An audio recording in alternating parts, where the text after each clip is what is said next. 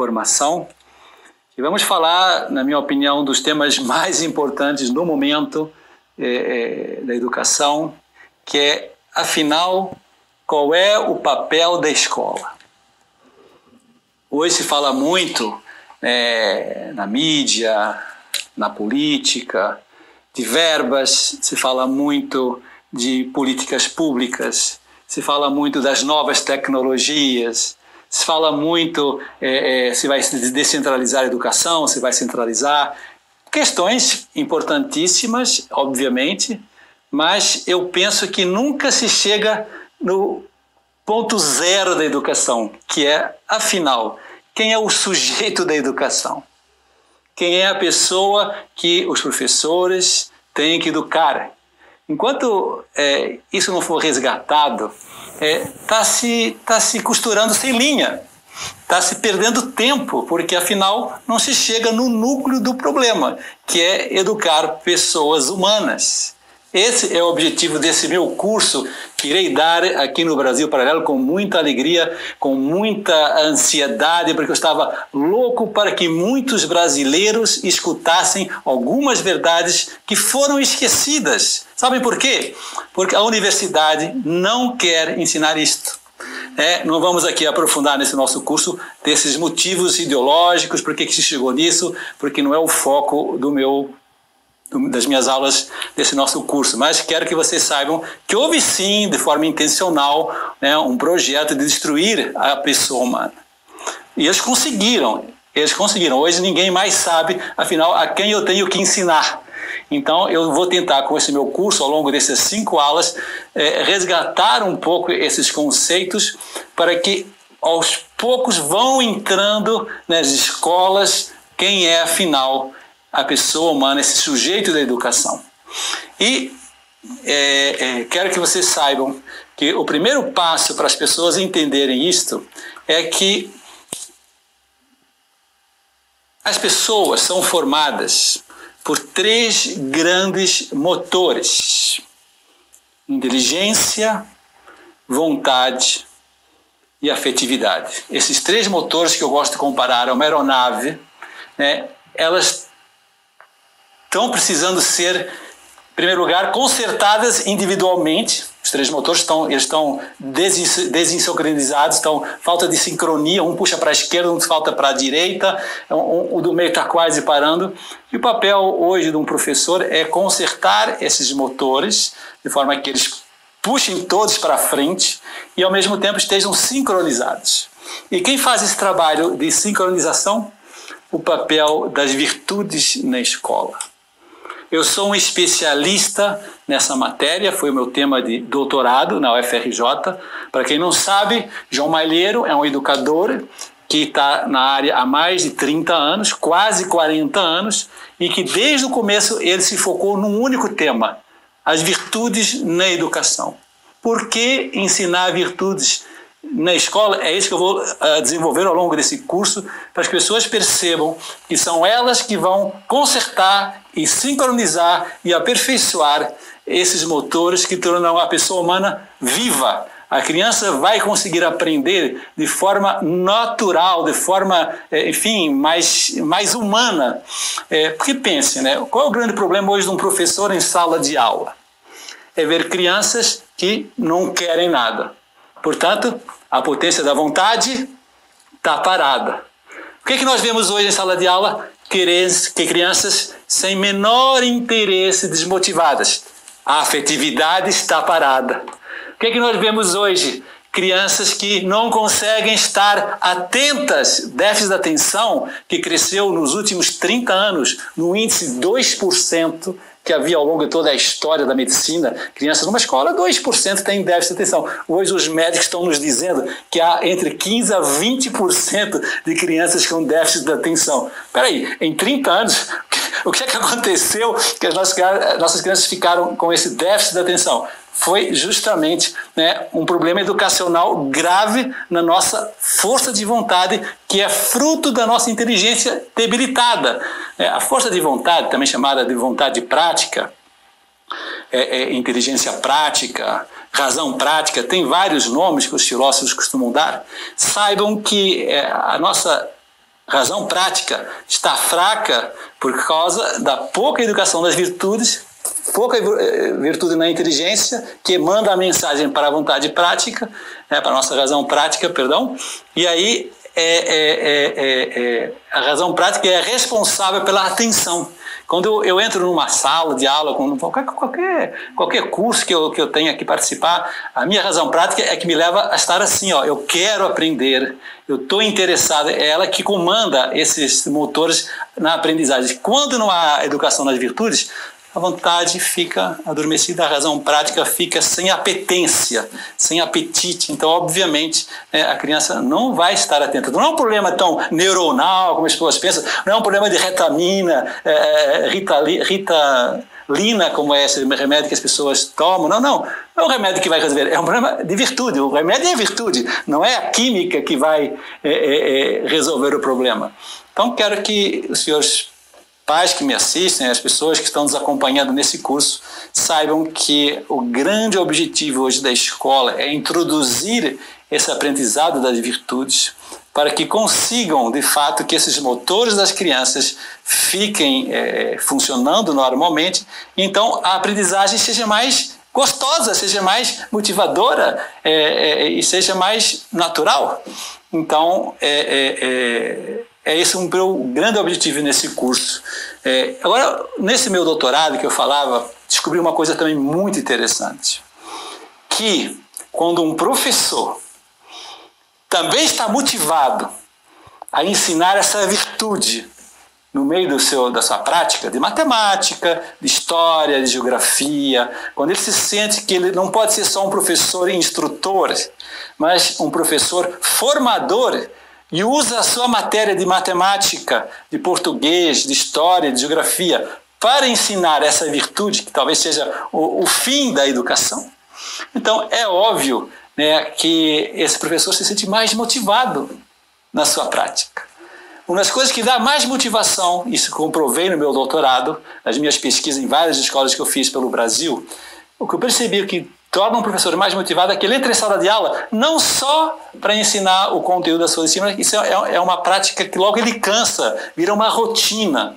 Agora, quando ele, através dessa prática de matemática, história, inglês, educação física, né, ele está ali querendo formar a pessoa humana completa por meio das suas virtudes, a realização vocacional é imensa. O professor fica ali em outra vibe, como se costuma dizer hoje. Então, ele está totalmente motivado, né, a ensinar, e a sua profissão se torna gozosa. Então, aquela motivação, talvez extrínseca, de ganhar dinheiro, e até a motivação intrínseca, talvez, de aprender e de ensinar, que é uma motivação bonita e mais profunda até que a extrínseca, no professor nasce uma terceira motivação, que eu chamei de transcendental. É uma motivação transcendental que é muito mais forte que as duas anteriores. E, atenção, quando o professor, então, ensina as virtudes, com essa motivação extrínseca, intrínseca e transcendental, ele contagia o aluno a ter também essas mesmas motivações, e o aluno começa a ficar também com uma força interior para aprender, para estudar, motivado por essa transcendência, que é alegrar a mãe, que é vencer na vida, talvez na sua comunidade, ter uma motivação que não é só passar de ano, no fundo ele vê ali um desejo de realizar algum projeto vital, algum projeto de vida, ele começa a achar o seu papel social, então ele começa a querer estudar por outros motivos muito mais nobres do que uma mera nota, do que uma mera passagem no Enem, do que uma mera faculdade. Então, educar nas virtudes hoje é a base da virada educacional que eu quero trazer atualmente na educação, e fico muito feliz que o Brasil Paralelo esteja motivado a dar essa virada na educação. Estamos aí aguardando com ansiedade esse documentário Pátria Educadora, que veio dar esse recado, não é verdade? Então, eu quero que vocês percebam que se houver esse trabalho de educação das virtudes nas escolas, vai ter uma revolução educacional real, não só política, demagógica, não, vamos mudar a educação, verbas para ali, verbas para lá. Isso tudo só acontecerá se houver a cura do câncer que vem de dentro das crianças, que elas estão realmente muito fracas. E quais são as consequências, além da desmotivação, do desinteresse, da falta de vontade para aprender, de não educar nas virtudes? Atualmente há outro fenômeno que quem é professor está percebendo isso, quem é pai então nota todo dia, que é assim, né? Aqui dentro da criança, como eu dizia, há 3 motores, mas também há 3 mundos. O mundo corporal, o mundo, vamos chamar assim, cognitivo, da idade mental da criança, e há esse lado, a gente vamos chamar assim, de psicológico, né? Esse lado da criança, depois de pensar no outro, né? de maturidade e tal. Sabe o que está acontecendo? Um fenômeno muito, muito único na educação, que há muito tempo isso não se percebia de forma tão nítida, é que você vê crianças em sala de aula com corpo, vamos supor assim, no Fundamental 1, lá para 4º ano, 5º ano, corpo de 10, 11 anos, então já estão grandões, mas engraçado, a idade cognitiva está bem menor, está com 7 anos, 6 anos, então eles ficam meio abobaiados, ficam meio com dificuldade de aprender os conteúdos próprios do ano onde ele está, porque ele está atrasado intelectualmente. E depois a gente percebe que a idade psicológica, essa depois de pensar no outro, de doação, de serviço, está mais atrasada ainda que a idade intelectual. Então, lá dentro está um bebê psicológico, está uma criança atrasada mentalmente e um corpo grandão. E então fica uma coisa totalmente desengonçada lá dentro, e então o professor encontra uns monstrinhos em sala de aula que tem que educar. É fácil ser professor assim, gente. E por quê? Por falta de educação nas virtudes. Estou te assustando, mas não é para se assustar, não. É que é verdade tudo isso. É fato, porque eu sou professor em sala de aula, eu sou professor do Colégio Porto Real, no Rio de Janeiro, onde eu ensino virtudes, ensino religião, né? E eu tenho então, um contato diário há mais de 4 anos na educação fundamental 1. Antes eu já fui professor da pós-graduação, já fui professor da graduação na universidade, já fui professor em vários colégios, né? Estou palestrante no Brasil todo, sou justamente sobre essa temática das virtudes, e eu percebo que sempre que eu explico este câncer, as pessoas acreditam, as pessoas aceitam. Há uma constatação nacional já de que o grande câncer do momento é a falta de educação nas virtudes. Então é óbvio que enquanto as pessoas não entenderem desse tema, quando as pessoas não estudarem sobre esse tema, a escola vai estar em crise. Porque é isso, são monstros que estão em sala de aula tentando ensinar, os professores tentando ensinar conteúdos para pessoas que não têm nenhuma capacidade de aprender, porque estão desajustadas mentalmente e estão desajustadas psicologicamente. Então, olha o estado de martírio que estão os nossos professores. Por isso eu tenho muita pena dos nossos professores da escola pública. Eu já dei várias palestras de escola pública, eles estão realmente em estado de martírio, porque as famílias estão desestruturadas, muitas crianças não têm pai, nem conhecem o pai, ou já morreu, ou está preso muitas vezes, então é uma situação horrorosa. Imagina uma mãe que tem esse peso em educar um filho sem o pai, e sem essa estrutura, a criança vai ficando cada vez mais desajustada internamente. E agora, para concluir essa nossa introdução, gostaria de falar o seguinte: uma criança que então não é educada nas virtudes e vai ter esses desajustes todos internos, sabe o que acontece? Ela também nunca vai conseguir se encontrar, ela nunca vai descobrir, afinal, para que eu existo? Por que eu tenho esses gostos, essas inclinações, essas tendências, enfim, esse temperamento, porque qualquer pessoa um pouco inteligente, ela levanta essa questão. Eu não escolhi esse temperamento, nunca tive um momento na vida para escolher qual que eu queria ser, eu nunca escolhi os gostos que eu tenho. Eles vão aparecendo dentro de mim, eles vão se manifestando no desenvolvimento da pessoa humana. Eu nunca escolhi a família que eu tenho, eu nunca escolhi se eu sou mais ou menos inclinado às letras, à matemática, né, às ciências, às pesquisas. O fato é que isso tudo vai aparecendo de mim. Qualquer pessoa inteligente fala assim: afinal, por que eu recebi tudo isso de alguém? não sei quem será, talvez um criador, mas se alguém me deu tudo isso, era para que um dia desabrochasse ali um ser que precisasse depois fazer algo para depois ter algo. Essa é a sequência lógica do bom desenvolvimento de um ser humano. A pessoa primeiro se encontra no seu ser, torna-te o que é, dizia Píndaro, no século V a.C., torna-te o que é, quer dizer, já há ali uma potência que a pessoa tem que desabrochar e descobrir quem é. Quem é você? Há um ser que desabrocha. Quando a pessoa se encontra, já sei agora o que fazer. E quando a pessoa já sabe o que fazer, vai fazer bem feito, vai fazer motivada e aí, consequentemente, vai ter. Quer dizer, então, ser, fazer e ter é a sequência lógica de um bom desenvolvimento da criança e do ser humano. E como é que está hoje? Qual é o ideal das pessoas hoje? É exatamente o contrário. É ter logo, fazendo qualquer coisa, não importa o quê, para que um dia ser famoso, ser conhecido. Quer dizer, é um processo totalmente inverso. E o que acontece? As pessoas não têm, não fazem e acabam nunca sendo. E essa frustração existencial acaba lapidando a nossa juventude. Então isso é uma coisa gravíssima. Então, qual é o fim último da educação? Por meio das virtudes éticas que há que ensinar na escola, por meio de professores preparados e motivados para ensinar virtudes. Qual é o fim último? É ajudar, através dessa reconstrução da aeronave dos 3 motores que a gente falava há pouco, através do conserto da aeronave, ajudar todo o aluno em sala de aula a dizer assim, você agora é quem comanda a aeronave. Agora é você o piloto da sua aeronave. Então você tem que descobrir quem é você para dirigir perfeitamente essa aeronave, que é o destino, o projeto de vida, o sentido da sua vida. Então qual é o fim último? É a autoconsciência de quem eu sou.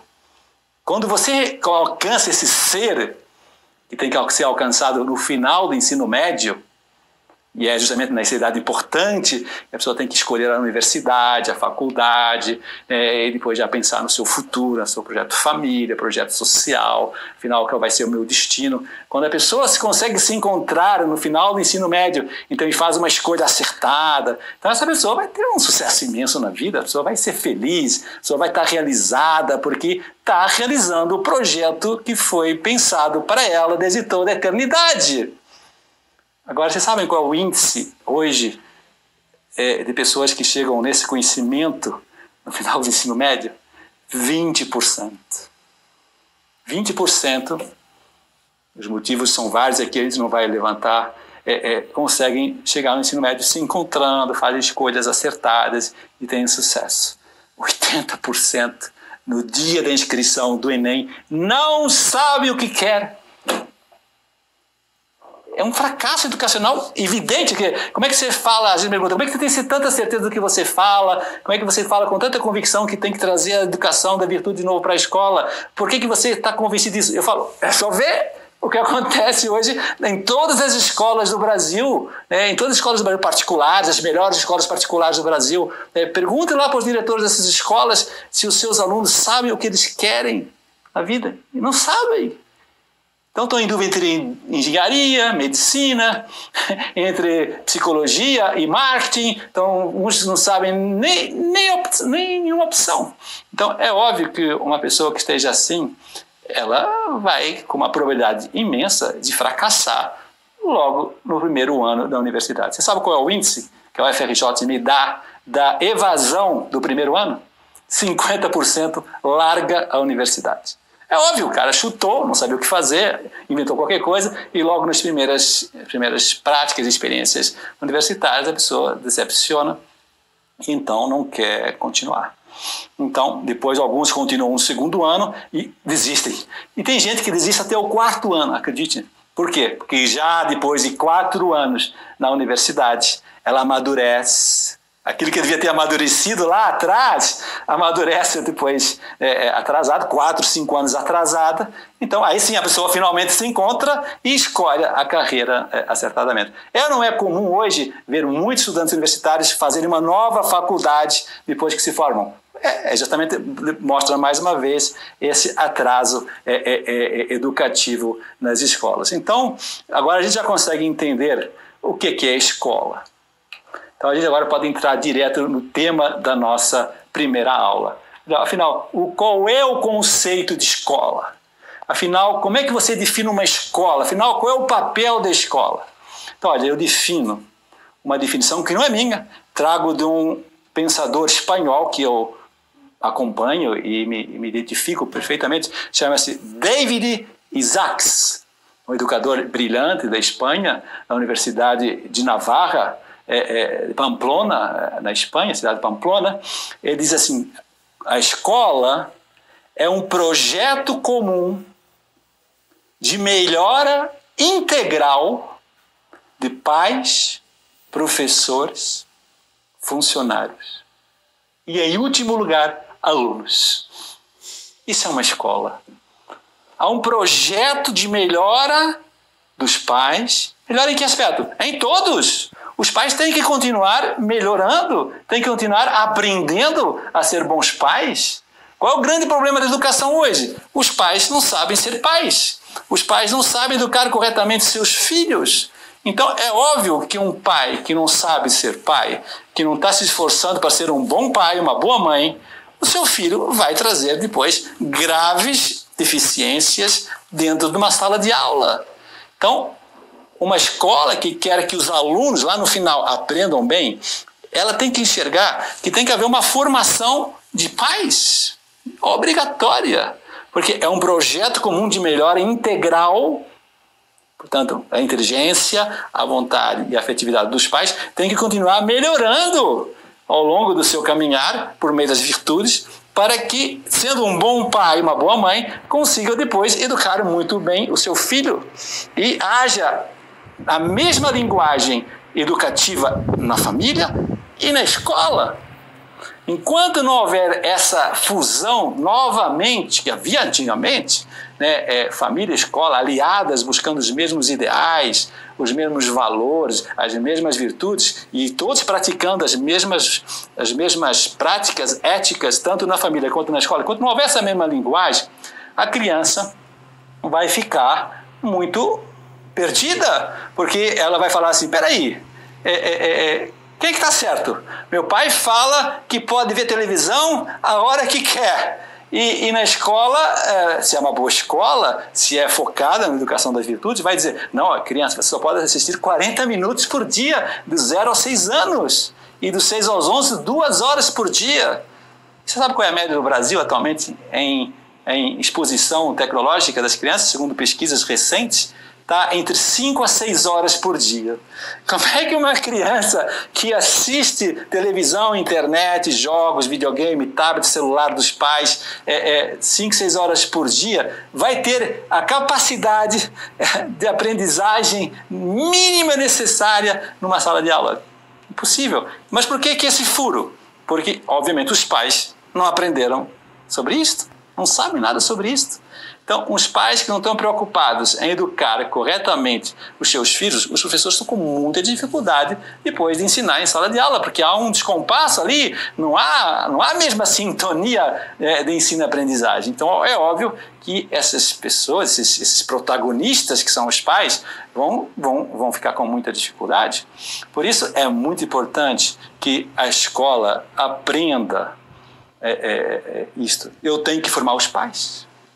Mas não tem nada a ver com isso, escola é para ensinar crianças. Eu sei que a escola é para ensinar crianças, mas para que a escola consiga ensinar crianças de forma equilibrada, de forma correta, de forma motivadora, que haja um bom ambiente escolar, que haja disciplina, que haja respeito, que haja valores, que haja, enfim, um ambiente que todo mundo sonha, esse mesmo ambiente tem que ser criado na família. Agora, senhores pais que estão me ouvindo, você concorda comigo que muitas vezes a sua família está um pouco em segundo lugar? Que muitas vezes o que acontece é que você, por falta de tempo, por falta de dinheiro, parece que tem que se dedicar mais ao trabalho, parece que tem que, de alguma maneira, estar assim, focado nos seus afazeres profissionais e vai deixando, às vezes inconscientemente, às vezes sem culpa, mas enfim, há uma fuga, às vezes, da educação do seu filho, do acompanhamento escolar do seu filho. Isso vai acarretando claramente uma influência na aprendizagem do seu filho, e ele percebe que o pai não me acompanha, que o pai não liga, que o pai está muito mais preocupado com o seu trabalho, que a mãe começou a trabalhar, agora também só pensa no seu sucesso. As crianças percebem essa terceirização, elas percebem claramente que estão sendo esquecidos, que os pais não estão sabendo educar direito.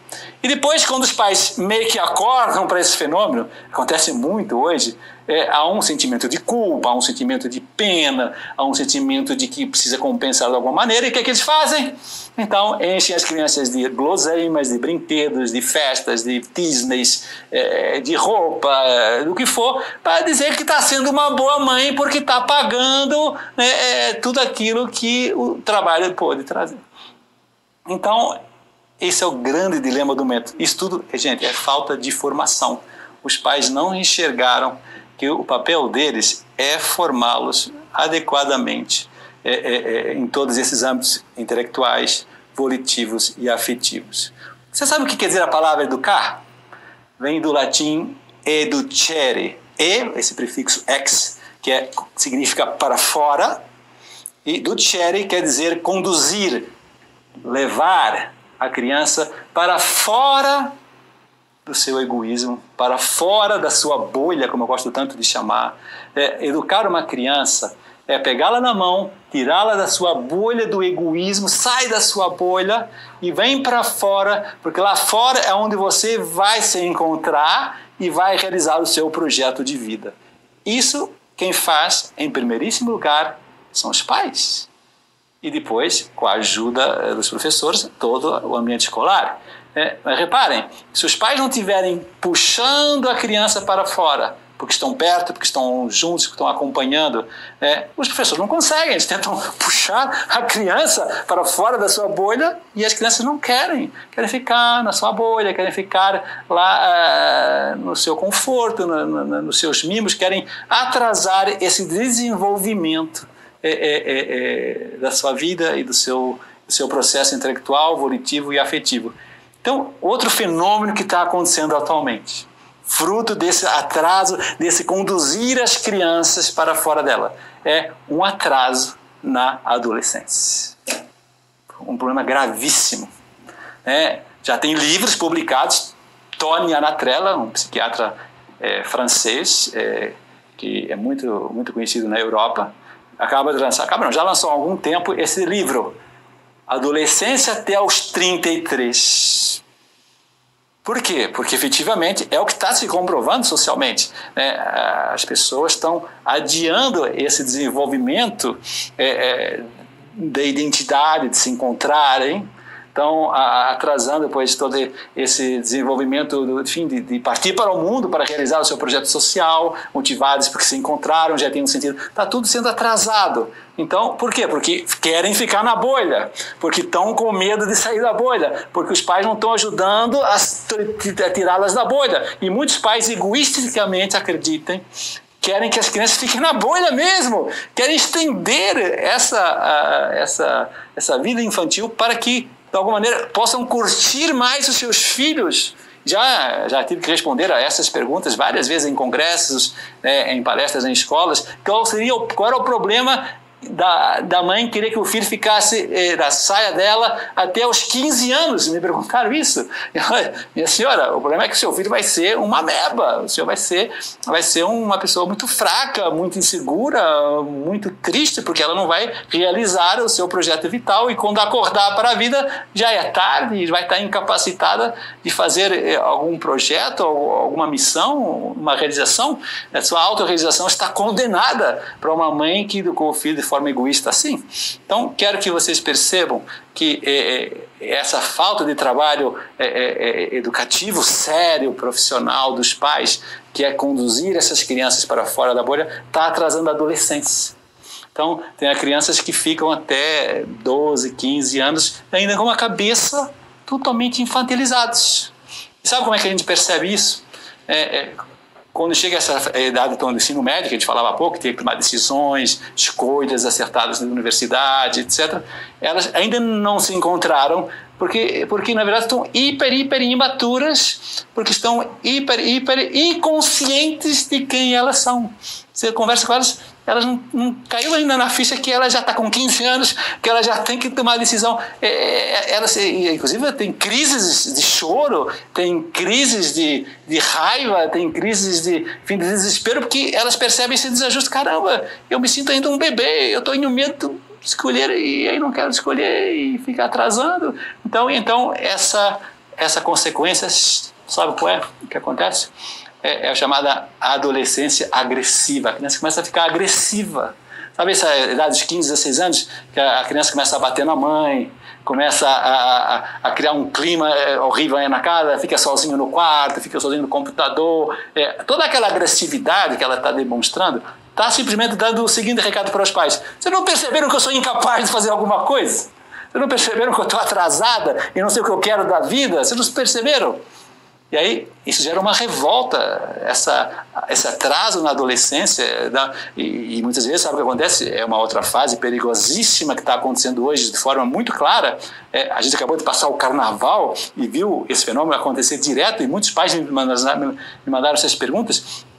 A adolescência transgressiva, uma forma de compensar, forma psicológica, toda essa chateação, é buscar compensações de todos os tipos, drogas, sexo, bebida e tal. Aquilo lá, o que é? Eles gostam disso? Ninguém gosta disso. Mas aquilo é como se fosse um recado de que eu estou insatisfeito, que eu estou precisando de uma compensação para me tirar dessa minha tristeza, porque na verdade eu me sinto desajustado, porque afinal eu não sei quem eu sou, afinal para que eu vou trabalhar, afinal... E há todo um processo de revolta por causa desse atraso da adolescência. E quem foi o culpado de tudo isso? Mais uma vez, os pais que não educaram no tempo certo nas virtudes, as escolas que não puxaram também das suas bolhas. Então, esses processos